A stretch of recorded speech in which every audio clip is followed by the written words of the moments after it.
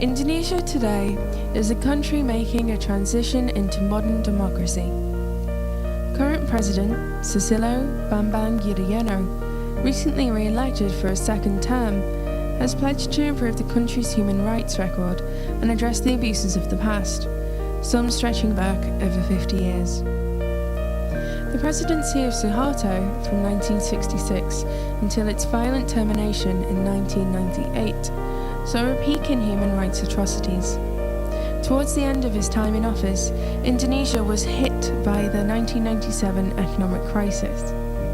This and dissatisfaction at the corruption and authoritarianism during his presidency led to protests and activist groups calling on him to resign. The government tried to quash these groups, leading to enforced disappearances and the shooting of student protesters at Trisakti University. The 3 days of rioting that followed this tragedy ultimately led to the downfall of Suharto and his resignation on May 21st, 1998. Those responsible for shootings and enforced disappearances continue to evade justice.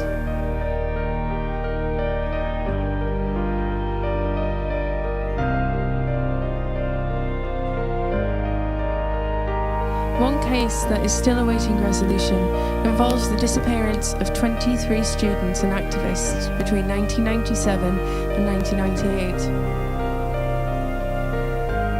9 returned, 1 was found dead, and 13 are still missing.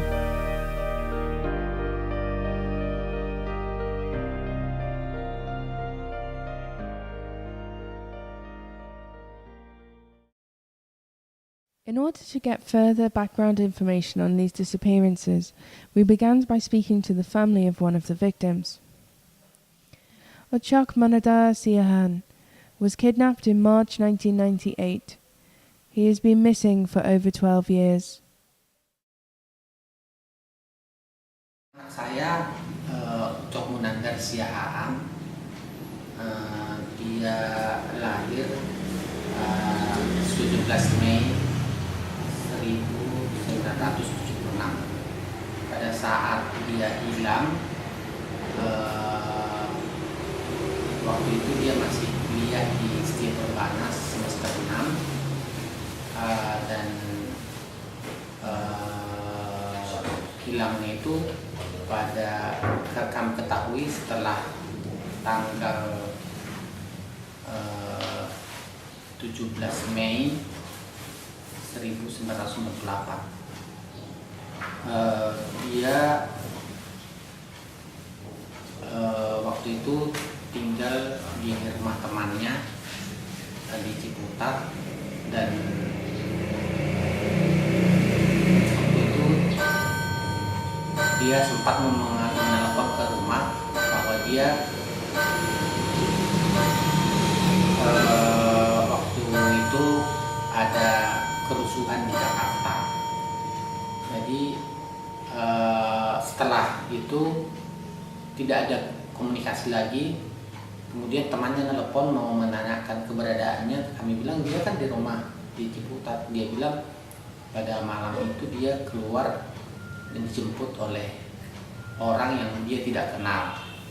Dan sejak itu kami mencari keberadaannya, tapi tidak mendapatkan hasil, sampai kami melaporkan ke polisi dan ke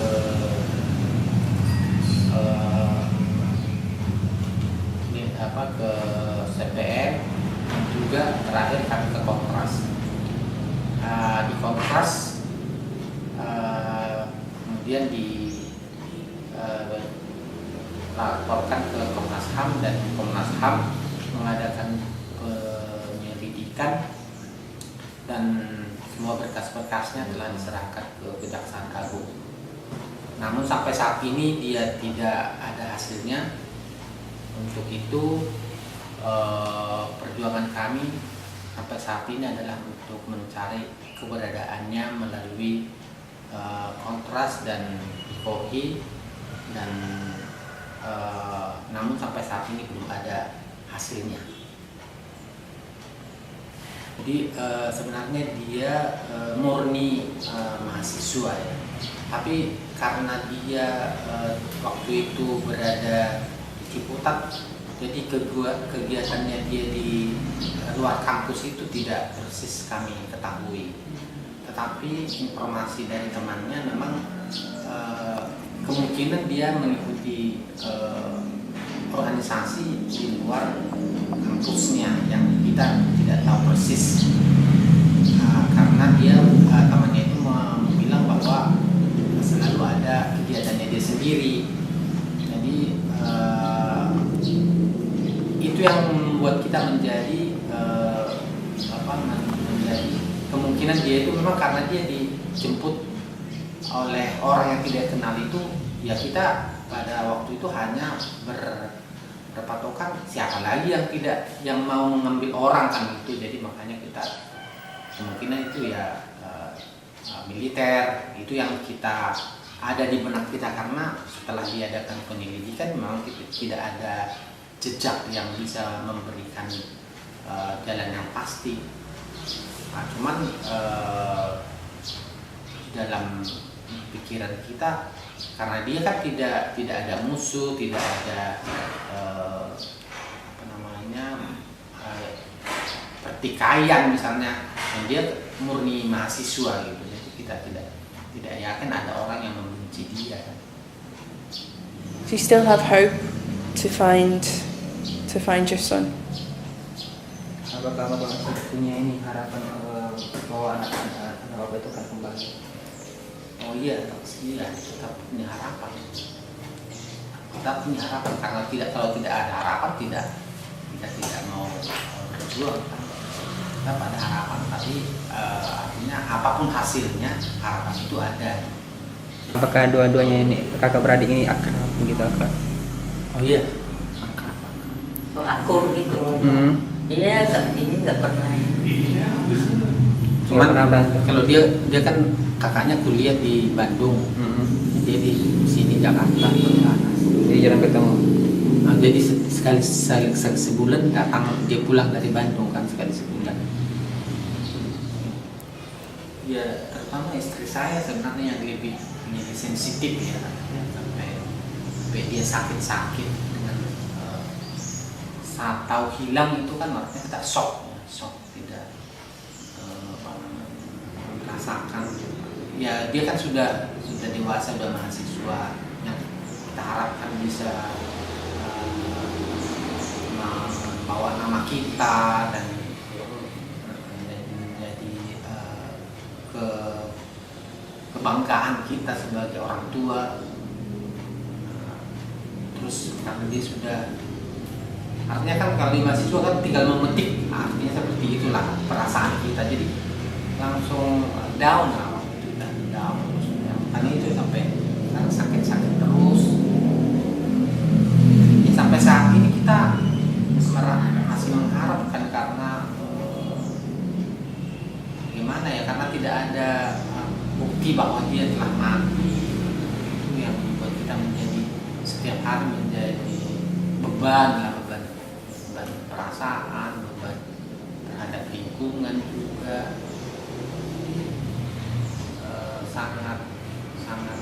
sangat berat, beban kita berat lah. Jadi baik pikiran maupun fisik kita sendiri kan semakin tua tidak bisa lagi menahan beban ini. Jadi itu yang kami rasakan sampai saat ini. Pada waktu ini kalau dibilang mau ini ulang tahunnya gitu, saya nangis terus. Pada waktu ulang tahunnya selalu saya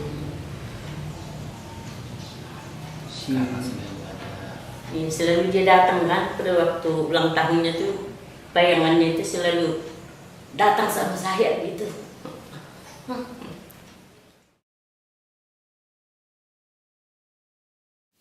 Every Thursday at 4 p.m, victims, their families, and human rights organizations protest outside the presidential palace and continue to pressure the president and the government into giving them justice. Another parent who still waits for a resolution to this case, Mrs. Nohazana, invited us into her home on her son's 34th birthday to speak with her and her daughter. Saya tuh sama anak ya, gak pernah lupa, selalu ingat setiap hari sampai saat ini, detik ini. Perasaan saya tuh kayak masih ada gitu, tapi kok di mana, kemana, bagaimana keberadaannya. Terus sudah 12 tahun yang saya lalui, belum pernah ada kabar beritanya sampai saat ini. Dia anak laki saya satu-satunya, anak saya laki-laki nomor 2. Anak saya 3 semuanya. Pertama perempuan, kedua laki-laki, yang ketiga perempuan lagi. Menghilang ini laki-laki ini. Ya di rumah dia memang sudah bekerja 1 tahun ke Singapura. Dia kerja di kapal tanker gitu. Ya kesehariannya ya alhamdulillah sih anak itu baik gitu ya. Sekarang kalau ada udah 34 tahun. Sama kakaknya, sama adiknya, dia selalu sampai saya bilang, kenapa kok anak yang baik yang diambil Tuhan ya? Sampai saya suka bilang gitu. Gak pernah saya ya. Semalam saya berdoa sambil menangis, terus ingat hari kelahiran dia. Waktu yang nangkep ya saya nggak tahu persis, cuma dia malam Jumat itu hilang, ada temannya yang tahu, melihat katanya ditangkap sama tentara, dicari di Polsek Tanjung Priuk situ, ada dia namanya. Tapi ditanya sama polisinya, sudah dikeluarkan katanya. Tapi dikeluarkan kemana? Nggak ada pulang. Cuma rekayasa polisi kan. Do you think that it's possible for your son to come through the door someday? Bagaimana menurut Ibu kalau misalnya tiba-tiba anak itu datang kembali, muncul tiba-tiba di pintu ini, gimana rasanya? Ya itu yang saya harapkan. Saya nggak bisa mengucapkan apa. Yang tak terhingga saya sangat bahagia. Memang itu yang saya harapkan, saya tunggu-tunggu. Sampai sudah 12 tahun lewat. Sampai saat ini belum ada kabar beritanya. Kadang saya bertanya-tanya, apakah masih hidup, apakah sudah meninggal. Itu takdir. Kita punya kepercayaan, hanya Allah yang tahu ya. Kalau sudah takdir, saya nggak bisa bilang apa. Saya ikhlas, ridho. Saya yang ditinggalkan beri kesabaran, kekuatan, tawakal agar saya taat ibadah. Saya sudah berusaha kemanapun mencari, didampingi kontras dan IKOHI. Setiap SLM saya datangi, setiap lembaga saya datangi, ke DPR pun berkali-kali mengadu, ke Kejaksaan Agung pun sudah berkali-kali itu. Kemanapun saya sudah datangi itu.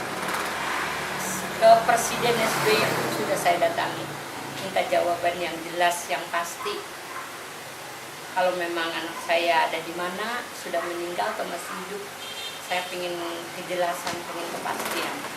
Memang pengennya marah kalau datang menang, tapi kan ini dekingannya banyak, gak bisa kita. Jawabannya pun sudah dipersiapkan sama dia. Jawabannya itu aja, tiap kemana-mana itu. Gak pernah ada kejelasan. Rasanya saya pengen marah sama siapa. Sakit hati saya nggak bisa hilang, sakit sekali. Rasanya sudah lelah mencari kemana-kemana. 12 tahun bukan waktu yang sebentar itu. Setiap ada acara, ada apa, saya selalu ikut. But if it was just you and the president?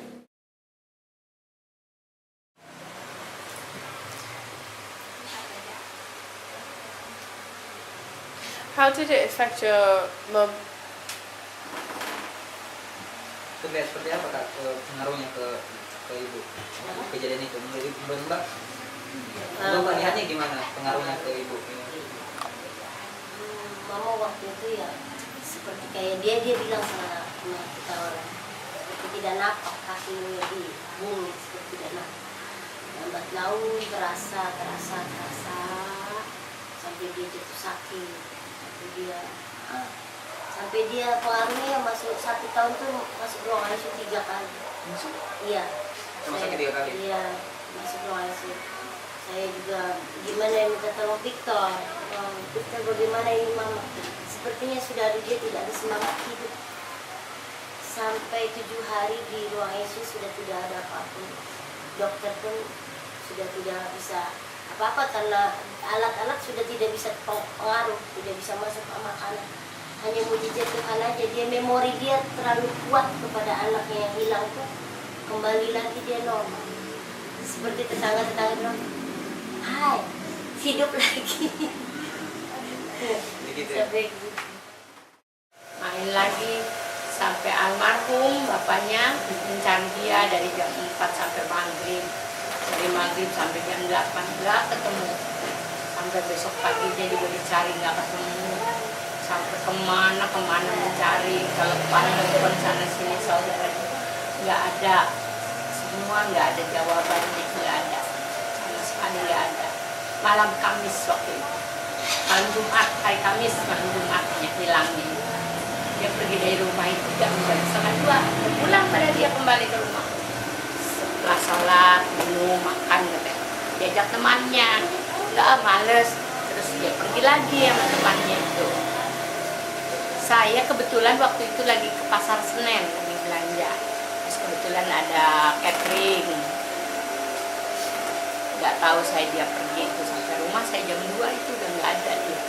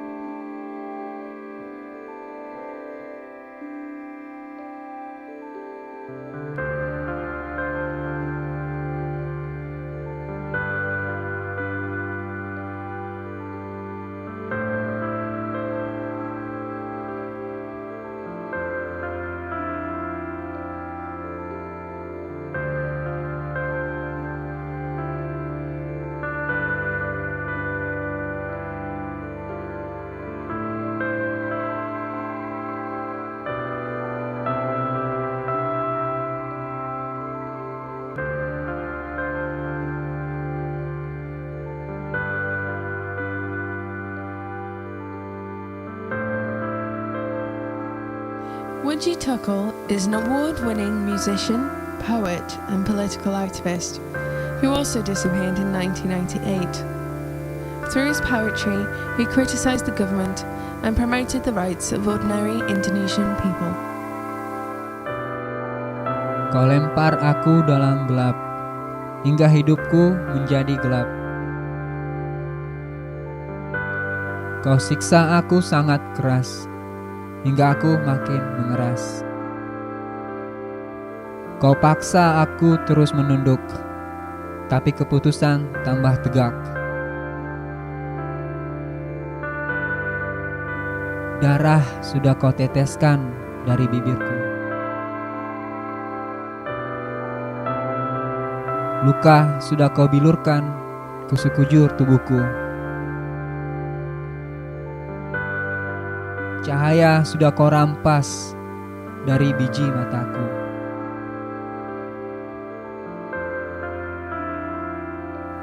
Derita sudah naik seleher.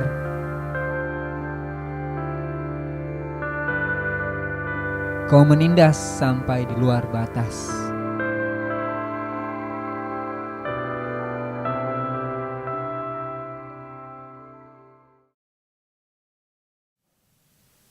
A few returned and were able to warn others of the dangers of speaking out against the government.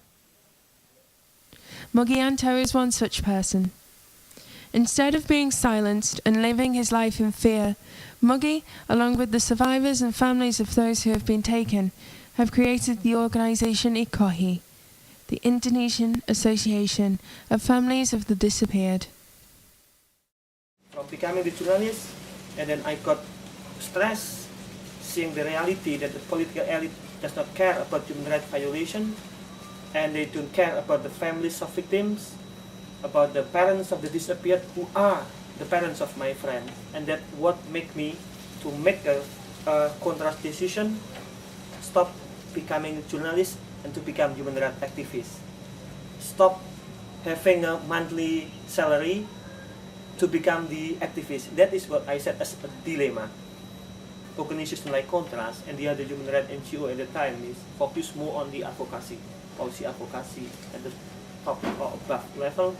So ICOI as the organization of victims and families of victims is the one to address the immediate needs of the victims. It is not easy, it's very difficult. There are so many challenges, personally and also politically, but we survive until now.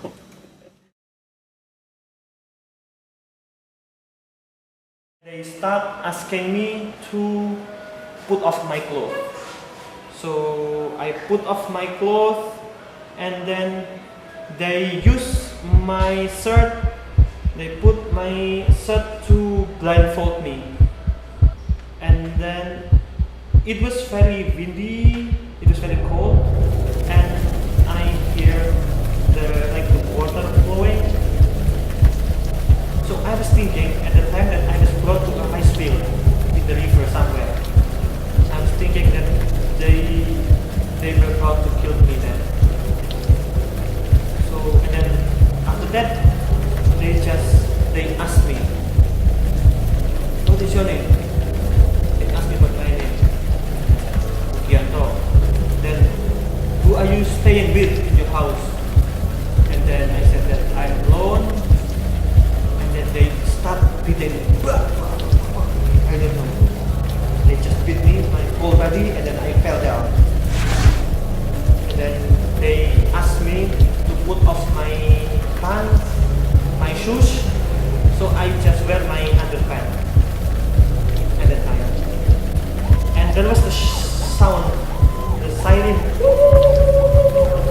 So it's very terrible. And there is also another sound, like a beeping. So they put my hand and my leg, my feet, with the rope there. And they start interrogating me. And then I realized that the sound like beeping, that was the electric shock.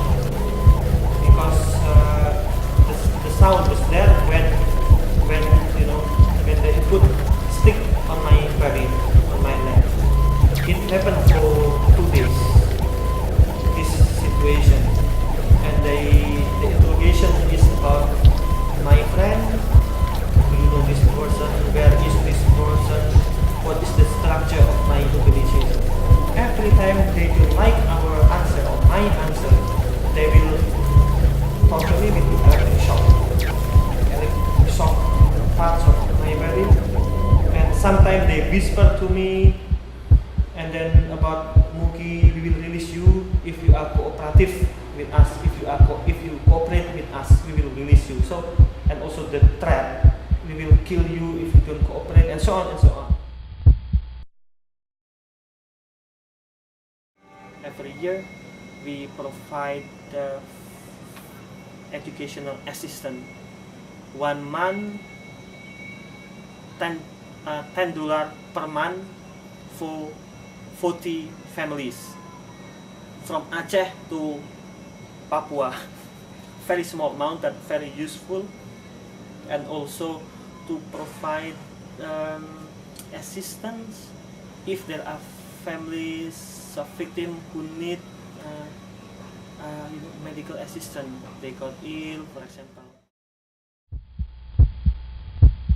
And then 3 of us were brought somewhere, I don't know, in the other area, because we were brought with the car. Then we stopped there and there was an interrogation. So we were interrogated for another 1 hour, I think. There was no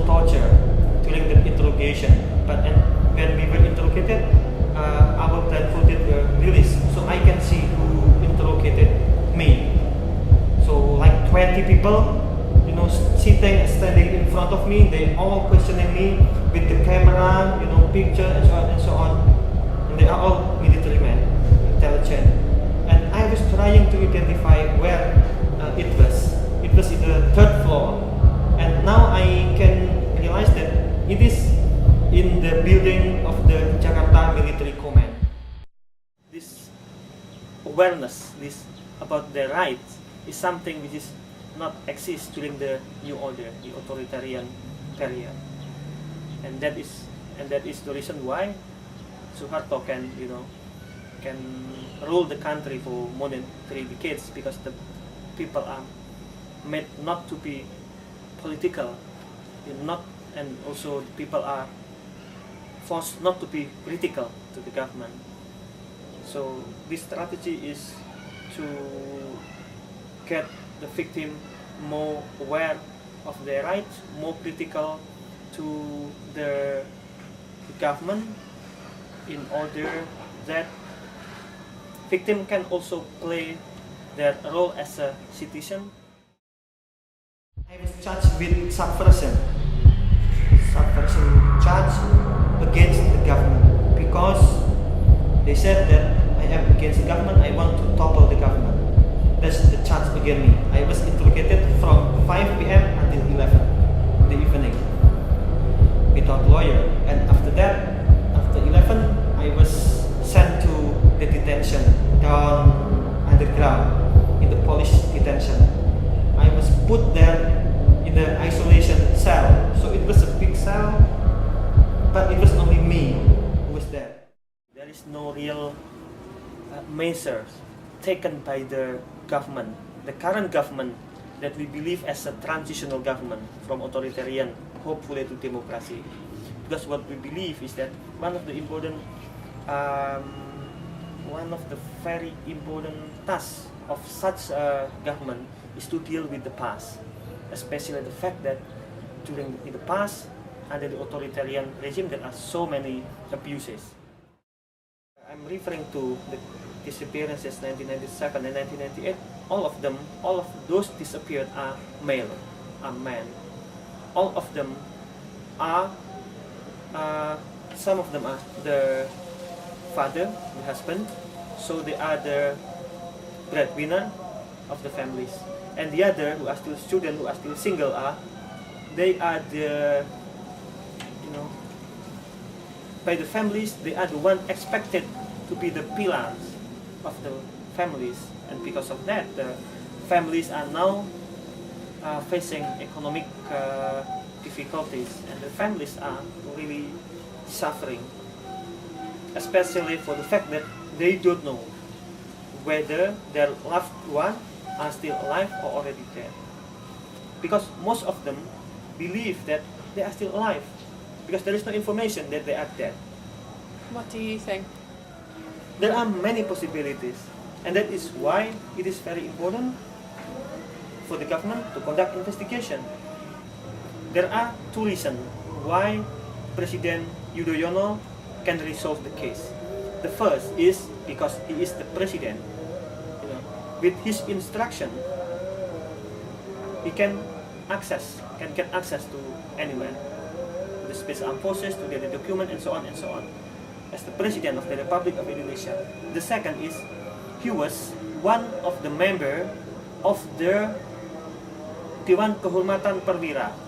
It is military honorary council set up by General Wiranto, the Ministry of Defense, the coordinating Ministry of Social, Political and Defense in 1999. Yudhoyono, at the time Major General, was one of the members. This honorary council of the military was the team set up by General Wiranto to question, to get the information from General Prabowo, General Muhdi, General Kairawan, the officers, the commander of the Special Armed Forces. So President Yudhoyono knows exactly. That's what makes me like this. That's my past. It's my history that shaped me. Moggy continues his work to bring victims and their families together to campaign for justice. Through collaborations with other Jakarta-based human rights organisations such as Contrast, the Commission for Disappeared and Victims of Violence, and Komnas HAM, the Indonesian National Commission for Human Rights. Idfal Kasim, the chairperson of Komnas HAM, met with us to tell us about his organisation and the work that they are doing. Until now, the government do not do something like to someone who is responsible with this case. Many of them, who is responsible with this case, come from the military officer and police officer, and all of them until now still free from prosecution, from the punishment. We have still a problem with past human rights abuses, and now we also get problem relating to human rights abuses, torture, rape, land destruction, forced eviction occurred in Indonesia till now. Independence judiciary, also police behavior is still we have still problem with our institution, and if we not deal with past human rights abuses, we still alive with this horror. So do you think that in your lifetime or my lifetime that the people responsible for the disappearances will be prosecuted? Oh my God! I think no, because they still have power. Maybe after my generation, maybe, but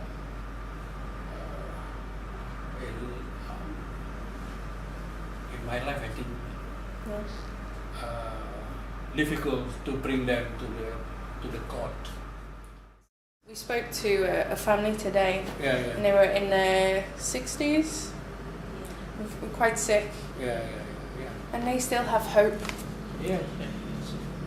I think I can imagine if I in the position of a father who lost his child or who lost his girl or sister. I think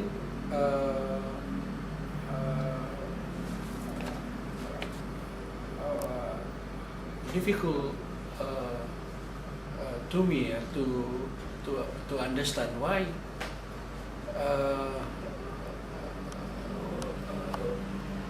we cannot have anything information from the government. Prabowo Subianto admitted his involvement in enforced disappearances, but what about the army's culpability in the May riots? 4 of the victims went missing in this unrest, the cause of which has been the subject of much speculation. In his study, Mapping the Destruction of Jakarta During the Riots, Professor Dadan Dahani aimed to discover whether they were spontaneous or orchestrated.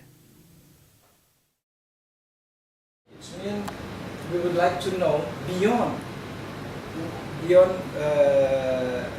the destruction for Jakarta, because that's riots, 3-day riots, 13 May, 14 May until 15 May.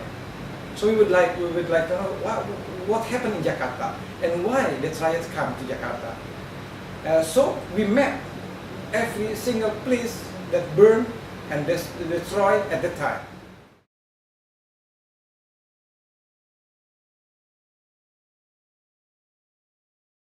decision is to stop the student movement. Because that is the top of the student movement. And you can see the continuation after, because the student still, at that time, the student still in the campus. Because the agenda of the student, it is not burning Jakarta. For instance, we can discuss something like this. If the student killed by an army, so the student angry will go to the army center, not to the commercial center. But the government at that time should find the reason how we can stop the student movement. We have to find the reason that the student has already anarchy, that the student already burned Jakarta. So if, for instance, that hypothesis prove it, so there is the reason for the government to stop every student, for instance, what we call emergency situation, something like that.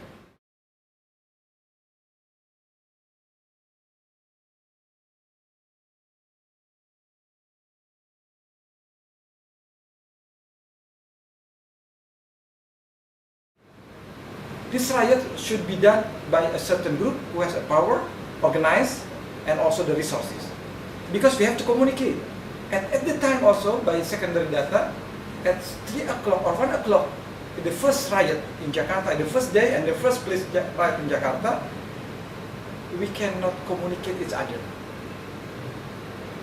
So we don't know what happened in Glodok, what happened in etc. A blackout at the moment. Even also the police. It's strange.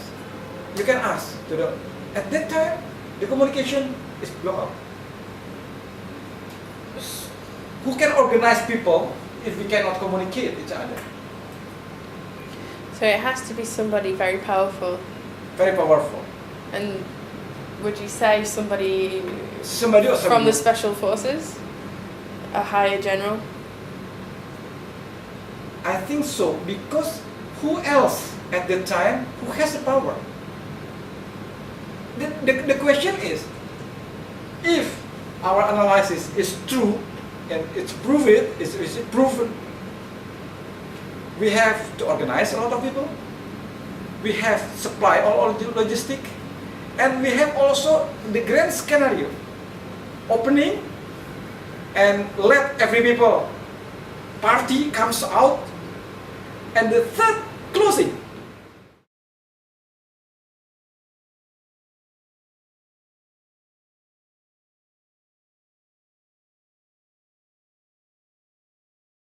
But why just only in Jakarta and localized?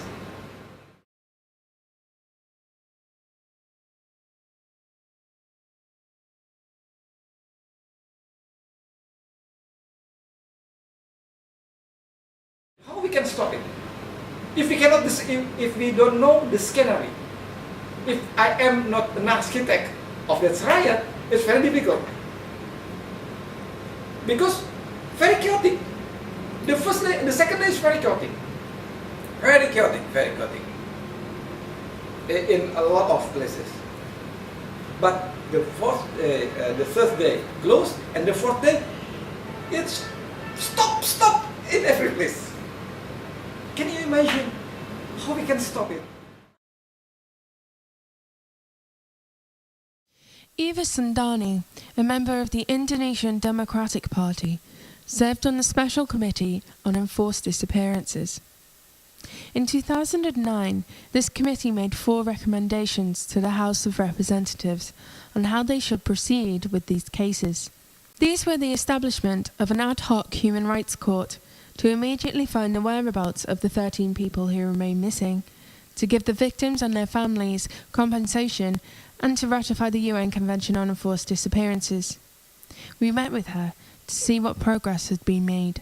The response from Attorney General is not really make us happy, because he always refused and asked, okay, we will follow up the investigations and also the recommendations from human rights commissions unless we have that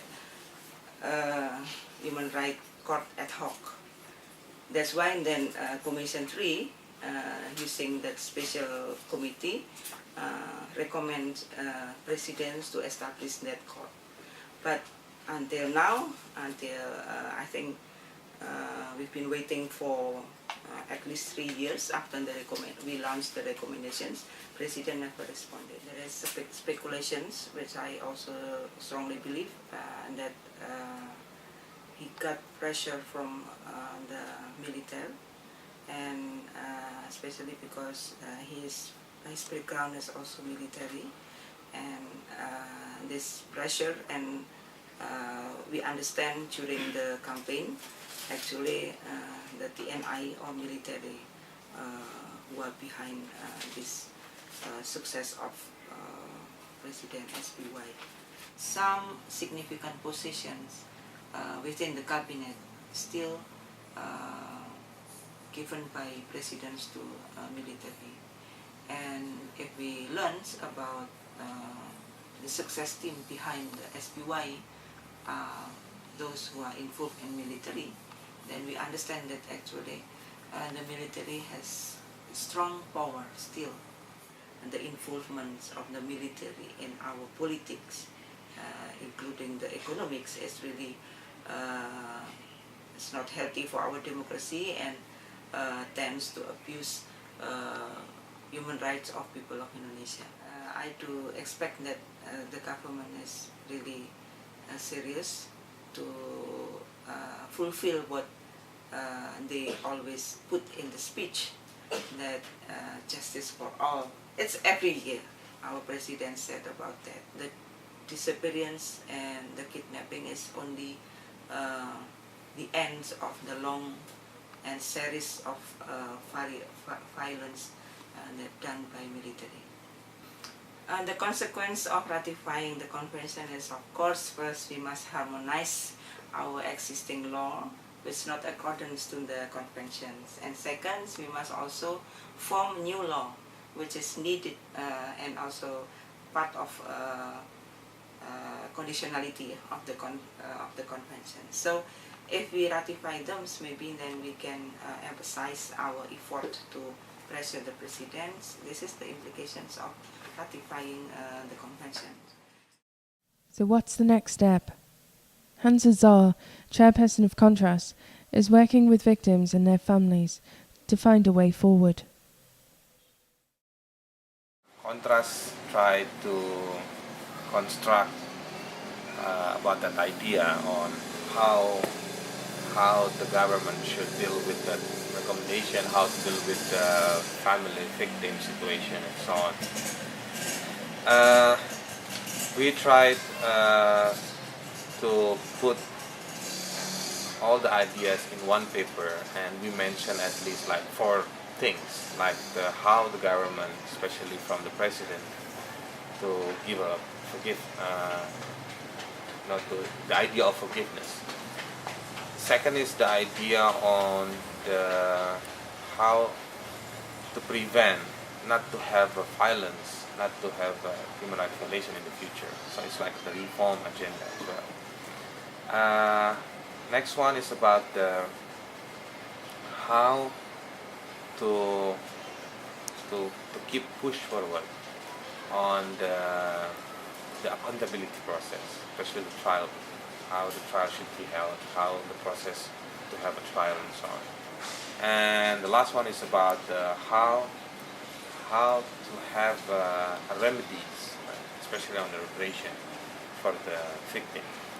That kind of 4 things that we try to give a picture as detailed as possible in our paper, in our document that we submitted to the police, to the presidential police, with the hope that it can create a discussion between us, with the presidential police, with the people in the presidential administration, on how to get a more concrete one to implement, to have a policy on it, and to implement on it this kind of situation.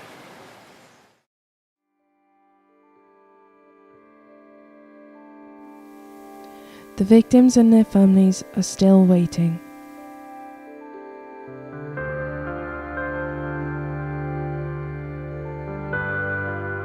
Waiting for the convention to be ratified.